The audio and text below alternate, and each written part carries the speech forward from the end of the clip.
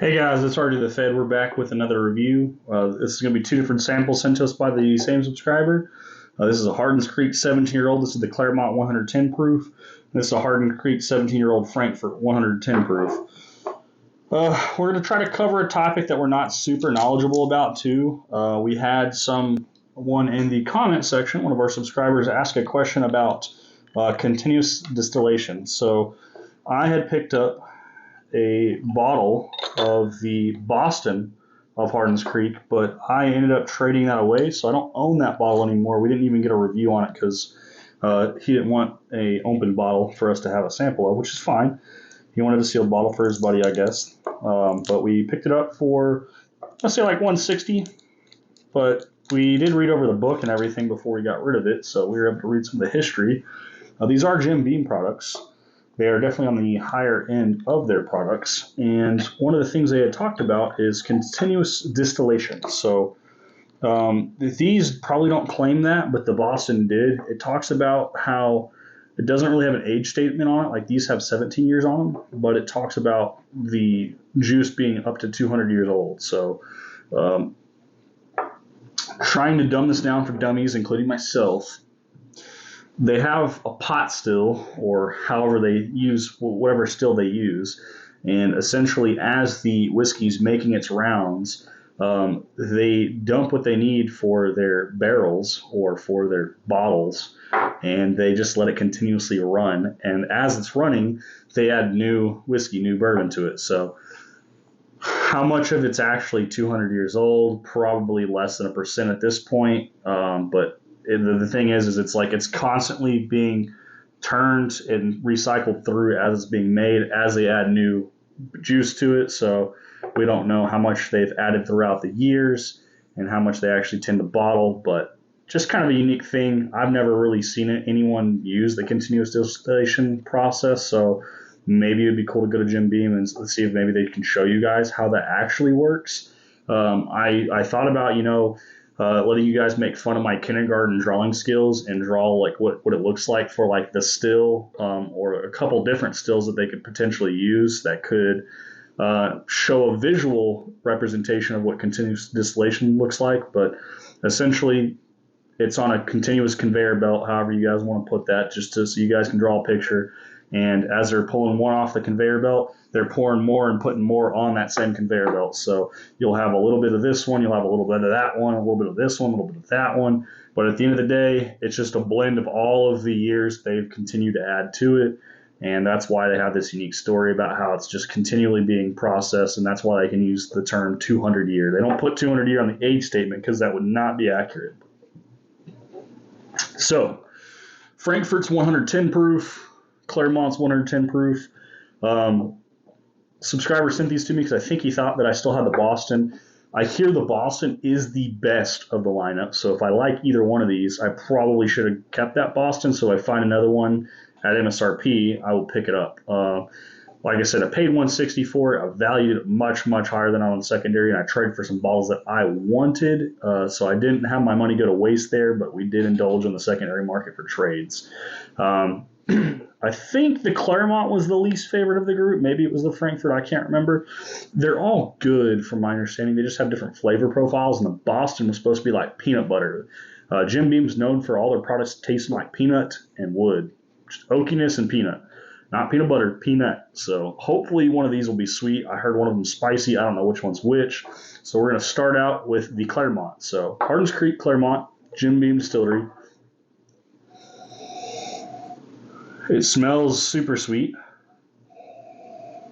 Peanut butter, not peanut, peanut butter. It does smell like peanut, obviously, because peanut makes peanut butter, but it's a lot more on that rich, sweeter side.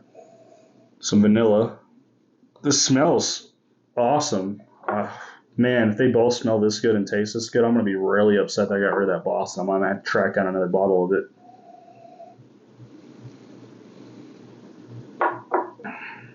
That is very good. So the Clermont, that's a buy. I would buy that. At 110 proof, it's high enough proof you could definitely like drink this and know you're drinking whiskey, but it's also low enough that it's not like for someone who has to be a high proofer. to enjoy, but also if you drink just low proof stuff, I think this is definitely one of those that you can slowly start building up to a higher proof point above 107. It's very sweet. It's got a lot of oakiness to it though, so don't omit the wood taste. The wood taste is there, but this is very flavorful. That is good. Now, that's the Clermont. This is the Frankfort.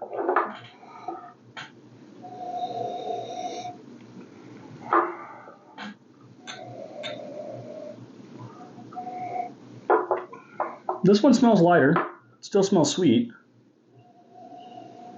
It has a much more muted nose, which could be deceptive because sometimes these muted noses does not mean they're muted on the palate, just on the nose.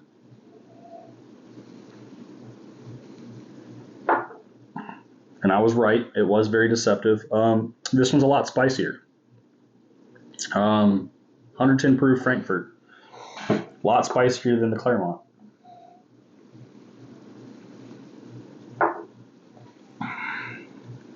Very, very spicy. So like, this is sweet, smooth, savory peanut butter.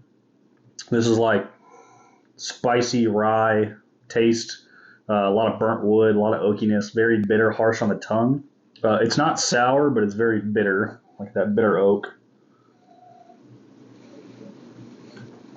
Very muted nose. For them both being Hardins Creek, the Frankfort is a definite pass for me. I would not recommend this to somebody, and I wouldn't pour this for somebody. This Clermont is pretty awesome though. So with that being said, it's like a 50-50 split, like buy Clermont, pass on Frankfort. I'm going to need to probably try to get a hold of a sample of the Boston or maybe hunt down another bottle if I can get one for MSRP. I don't want to pay secondary. The only reason why I traded it is because of its value on secondary, because honestly, if I buy a bottle and I have the intents to trade it because it's a highly allocated bottle that's hard to get, I know people want it and they'll trade me what I do want that I can't find, like Stag or Blanton's or Weller 107. I typically pick it up. But I have the stipulation that what I buy, if I can't move it, I open it and drink it. Because at the end of the day, whiskey's meant to be drank. So if you get all these bottles sitting on your shelf like I do up here that are all sealed, both sides of these, now that I've put stuff away and reorganized, they're all sealed bottles. So they're all up for trades if I can find someone that has something that I want. I am trying to collect all of the Blanton's toppers, but I want to collect sealed bottles. And the goal is that when I have friends come over, if they enjoy Blanton's, we're going to have Blanton's cocktails, we're going to have Blanton's neat, Blanton's on ice, everything Blanton's for an entire night between however many of us show up, and we're going to drink them in order. So we're going to start with B, and we're going to go through the entire lineup, and by the time I finish the entire lineup and have all the stoppers, we will have gone through a ton of Blanton's. We will have spent a lot of money on Blanton's. But then we're going to reach out to that Buffalo Trace gift shop to see if we can get them all mounted on a barrel stave. So that'll be cool. I'm going to stand up for a second. So we're going to pan over to the floor over here and this crazy mess on what I got going on so you guys can kind of see some of the behind the scenes in the workshops. And we'll talk about these when we sit back down. So we're going to pan over here. We got what looks like a crazy jumbled mess right here. We're going to zoom in. So all of these bottles that are sitting on the floor, they appear to be empty, but they're all low. They're all very low. They're set up for bottle kills. So I want to say we have some friends coming over on the 18th, which is a Monday. We might not do a live stream, but we'll definitely do a video. So some of them are very heavy hitters. So we got like Stag 22A, 22B. We got 1792 bottled in Bond early times. Each other small batch Knob Creek 12, Russell's 10, 2 Eagle Rares. One's a store pick. Got an Ancient Age 80 proof, got a Buffalo Trace, we got a Weller 107, we got a Weller Special Reserve, we got Old Forester King Ranch, Henry McKenna 10-year, and then we got a Hard's Truth. It's like a high rye that one of our buddies gave us whenever we were picking up bottles. So we'll be finishing off all of those bottles. We'll probably save one or two of them to make out of decanters, but the rest of them will probably go straight to the trash. Our Coca-Cola crate on the bottom over here, that crate is all full of the minis from my Christmas videos. We will be doing a giveaway with the rest of those. So they've all been open. We poured like a little bit of Glen of them for flavor and trying that. So we got that, and then I will pan back over. Let me zoom out too. Zooming all the way out. There we go. get us back in frame so when I go sit down, it's not too crazy. Get us focused back in, and we're back. All right, so that's just kind of talking about what we're going for the channel. We're going to be doing bottle kill videos. Might do a live stream for that. Might not be a video, but we'll see. Maybe we'll make it fun too. We'll put like a wheel on screen, so we'll spin the wheel. Whatever that wheel lands on, we're going to drink next, and then maybe if we have just a couple people here, we'll spin to see who has a chance to drink it, because I don't have enough for everybody to have a Glencairn that comes over, but enough for at least one or two of us to, at least. So they'll help you with the bottle kill so we don't get too sloppy drunk, and we can still do giveaways during that time. But once again, we'll revisit it. The Frankfort was a hard pass for me. Very, very spicy. Don't like it. And let's get that Clermont to wash it down. Much sweeter. If I could only have one, I'm taking a Clermont. Both are very cool bottles. Both are hard to find, at least in my area. MSRP on was like $150, $160, I think, over here. I know MSRP stands for manufacturer suggested retail price, but I always say MSRP for here because like states have like different pricings too, even though it's like a manufacturer suggested retail price. I also understand that certain states have different tax rates. Like Texas has 8.25% versus Washington is, I mean, we don't even talk about their tax stamp because they're basically doing highway robbery up there. But that's going to influence the cost of prices, being able to ship and get bottles to that state to then divvy up and distribute through liquor stores versus mine.